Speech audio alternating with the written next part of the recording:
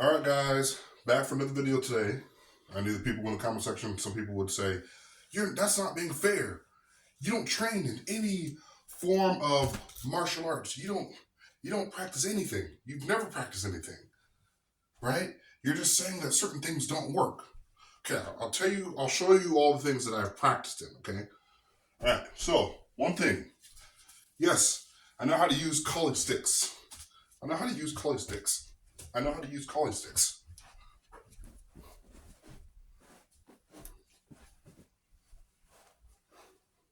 Right? I know how to use them. Okay? I know how to use them. It's not that difficult, right? This is just the basics, right? People learning how to use strikes, triangle stance, right? Have you ever used a hammer before? Most people don't know how to use a hammer. Now, is that an actual martial art? No. But somebody in a street fight, crazy, runs to the back of their pickup truck, grabs one of these, starts swinging it.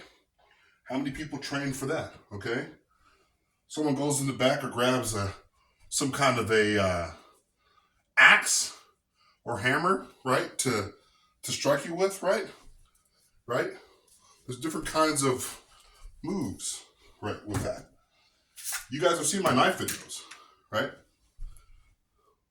Longer knife, right? How to use that, how to work that, right? Different moves,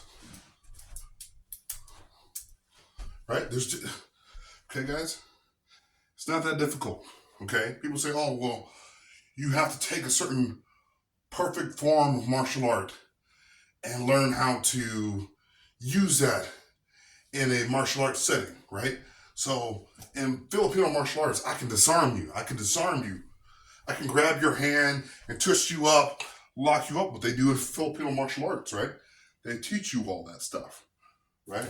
How about a bow staff, right? People say, oh, you've never trained with any kind of staff, right? You never trained. You never trained. Oh, how about the other direction? Okay. A lot of people out there are like, oh, you're just saying this stuff. You guys have seen my bow staff videos. You guys have seen all my bow staff videos. Okay. It's not that difficult. It's really not that difficult. Okay. It's not that difficult. People will say, oh, you have to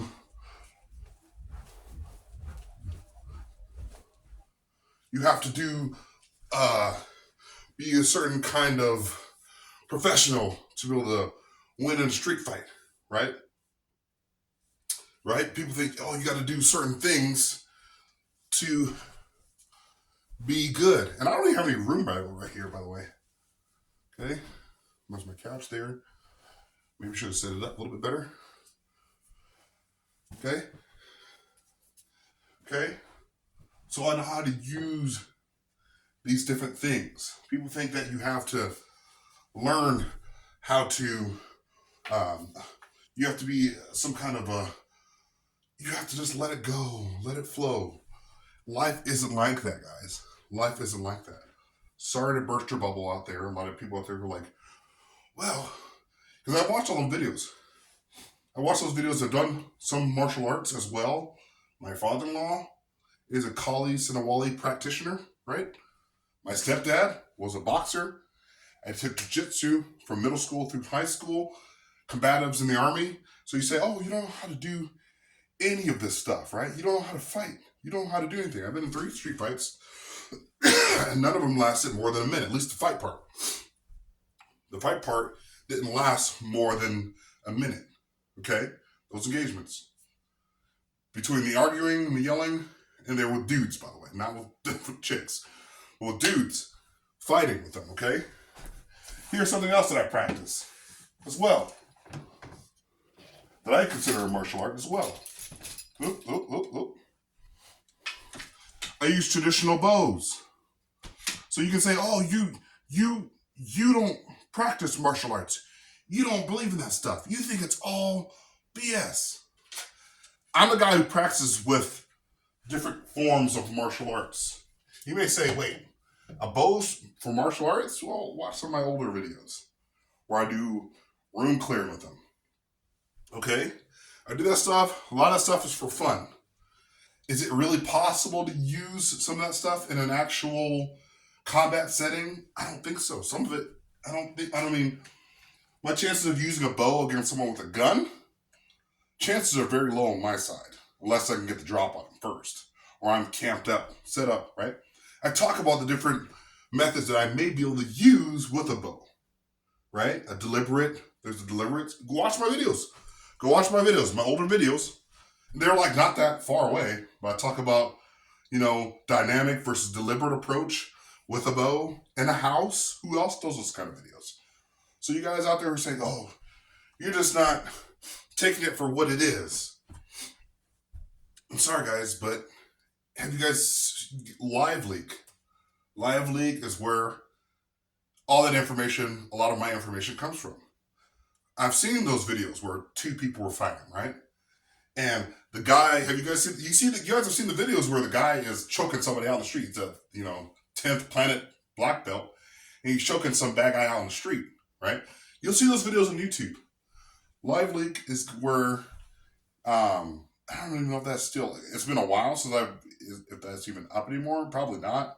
But there's other areas on the internet where you could go on Twitter, or X, what do you call it? And you can look up videos of people being decimated, right? Black belt jiu-jitsu guy. He's choking somebody out in a bar, right? Jiu-jitsu trains you perfectly for that. Where you're training against somebody else, right? And it's a willing opponent. You can tap out whenever you need to. Or you start out on the ground, you scoot forward, and then the other person mounts you. Oh, I'm starting side control. Oh, wait, I'm gonna do rear naked. In a real life situation, out the window. Check out the videos, actual fights, right? Actual fights where people are actually having to engage in a sparring match or in an actual bloodbath. Look at some of those videos down in Chile or parts of South America or Central America where they're actually having a real machete fight, okay? Your mind will change very, very quickly. You could say I train perfectly in it. I am really good at using my knife in a good situation where I could, disarm the guy or fight the guy.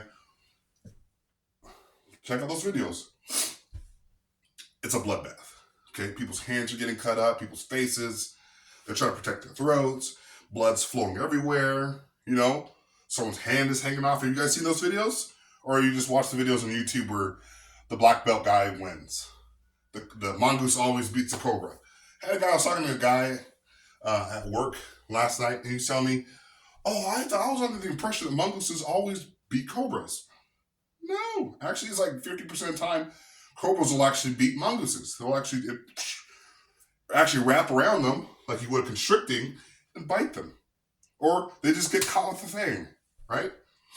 Dead instantly, right? So people are not going to show the realistic side of an actual fight, okay? The problem with movements like this is it's a pattern. If you're using a pattern on somebody like this, people can read your movements, right? Same thing with the knife. If you're just doing this, it's a pattern. Once you go over here, he can cut you. Once you go over here, he can cut you on your arm or your face. Because you're using the exact same pattern. If you're doing this, that's a pattern, and he can read that. He can read that super fast if he's smart enough. Okay, so with a knife, you want to be able to move around, keep it. See how I'm painting the picture. He doesn't know where that knife's going to go, right? He doesn't know where that knife's going to go. But if I'm doing this, he's going to be able to catch me. Very, very simple, like this. Okay, so if I'm patterning my moving around, you got to go for the guy's hand, right?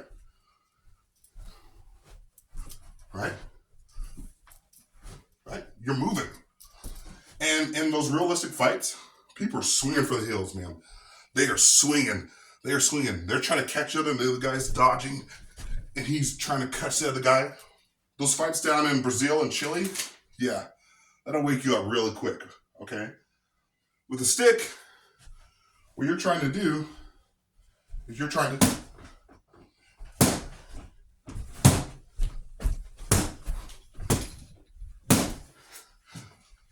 That's what people are doing.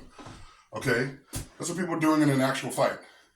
People aren't sitting there using a certain pattern. In the martial arts scenes I've seen in the Philippines, trained practitioners, yeah, they use a little bit of footwork, you know, they're using broken strikes, they're using some stuff. But the katas and stuff don't work in an actual fight. Like I said, I've seen the videos where they're balancing somewhere, they're trying to balance and they're trying to hit each other, right? And it's just a game of who can hit who first. And that's just in a traditional setting, okay? When someone's attacking you on the street, it's not going to be a fair fight.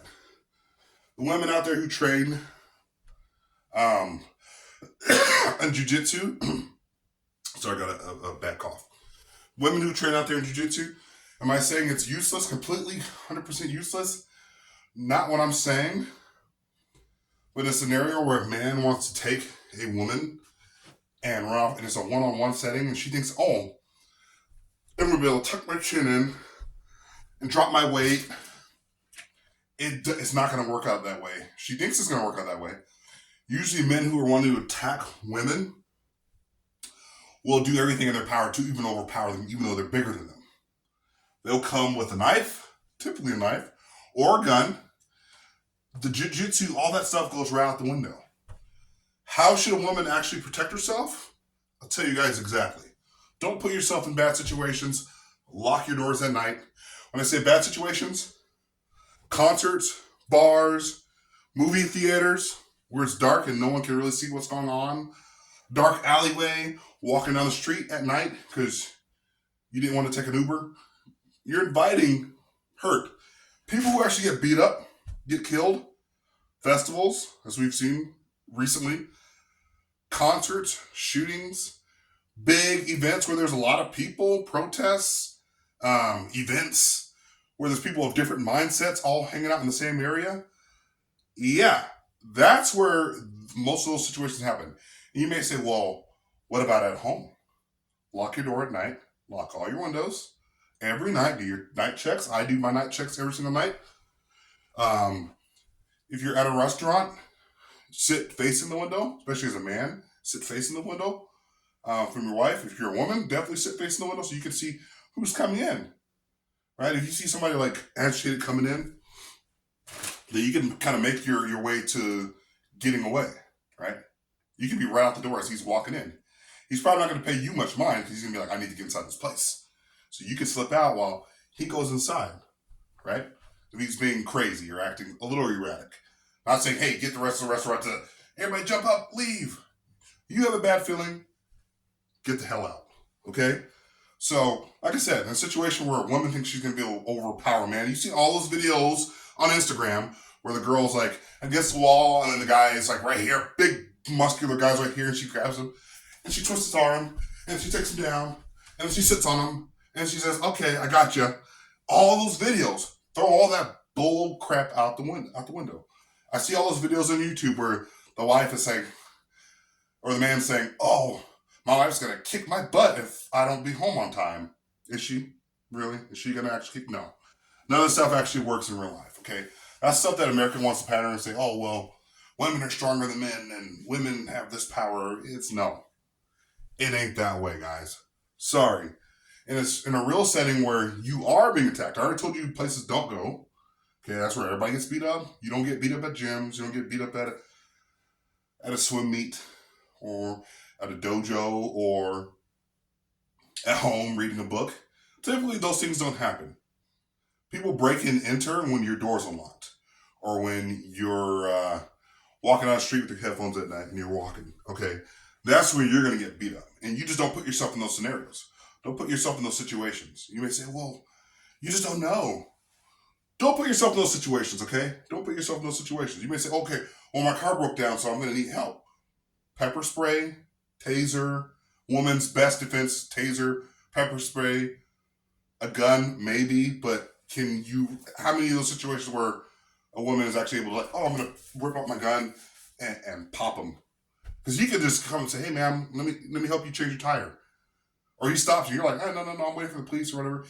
And he says, just bashes in your windows and rips her right out the car. Is she going to be able to grab her gun in the same time? Maybe she can grab it and have her hand in her purse and say, hey, I already have help coming along the way. And if he tries to bash in the window, she can pull it and present it. But a woman saying, I'm going to out jiu-jitsu some grown-ass, even a man who's not trained, he's going to come prepared. He's not going to come with just his hands. The videos where you see the guy coming up and putting a rag. He's going to come up with something as simple as a knife. And can you fight off a knife? No. The traditional martial arts where guys are fighting off knife attackers. I've seen all the millions of moves of people disarming knives, people disarming sticks, right? Because they'll show them like going in slow motion, and then they'll block it, catch it, and then somehow rip it out or do some kind of move. It doesn't work that way, guys. Sorry for all you Filipino martial arts masters out there who say, oh, this is going to work in a real fight. Most of you guys have never been in a fight. Served some time in the army, right? And combatives, that was fun. Sorry, guys. Sorry about the sickness, but in a real life setting, right, you need to know how to fight. You need to learn how to throw a jab. Okay? Throw a jab. Right? Throw a cross. Throw a hook. Right? Throw a rear hook. Right? All those kinds of things, right? Right? So, those are all simple things to learn how to use in an actual street fight, right? Learning how to do the most basic things and do them well, right? In order to ward off an attacker, ward off an opponent. Now, I can't use my knife on this singer here, but you can use your knife, right? And use it erratically because he doesn't know where that knife is going to go, right? He doesn't know where that knife's going to go. So the knife is over here, it's over here. It's not like this. Because once you swing it over here, you can go in, right? Right? Striking with the staff. Once again, guy throws a strike at you, right? He throws a strike at you. Right? You can do simple movements. But I'm all for the what do you call it? I'm all for training in different arts, different art forms. It's all good and well. When it comes to a realistic situation, it's not two willing opponents, right? One is willing to fight you and the other person's not willing. The person's being attacked. So the person who's being attacked, they need to know what to do in certain scenarios, right? But you just learn the basics, right? Learn the basics with the knife, hand near your throat so that you can catch any kind of incoming blade if a blade is, two blades are involved, right? Right? So you don't get your throat slashed, right? There's certain things that you can learn how to do. But I'm sorry, guys. Sorry. The practice and saying, oh, well, you're just hating on Filipino martial arts. Watch disarming videos and how well those go. Those typically don't go well. The guy who trains in his entire life in disarming people, and then he gets to a real life situation and he tries to grab someone with a knife or grab someone with a hand or grab someone in a situation, right? It never works out. There's always buddies, drunk buddies, or people around. And you're choking somebody out. Let's just say you're choking somebody out, right? You're choking somebody out. You're the good guy. You're choking them out. Somebody else across the bar doesn't see what happened originally. Comes up and sees you choking this guy out. And he's like, about to go unconscious. That guy grabs, says, hey, what's happening? And he grabs a beer bottle, which I've seen those videos. and smashes her right over the practitioner's head. Whoa, but he was a good guy. He was a guy that was fighting is chaos. War is chaos. Everything's chaos. Have you seen what's going on overseas right now? It's all propaganda. Everyone's saying this different things. And in the street fight, he said, she said, they said, we said.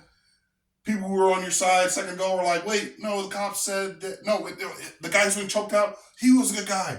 When they just said that you were a good guy, right? Martial arts doesn't train you for that stuff, right? All that stuff goes right out the window. Can you last long enough to protect yourself until the cops get there? Maybe that's something you should train for. But two people on the ground, two professionals, two black belts, rolling around on the ground with jiu-jitsu, all that stuff. All I said that stuff is good for is the sport version.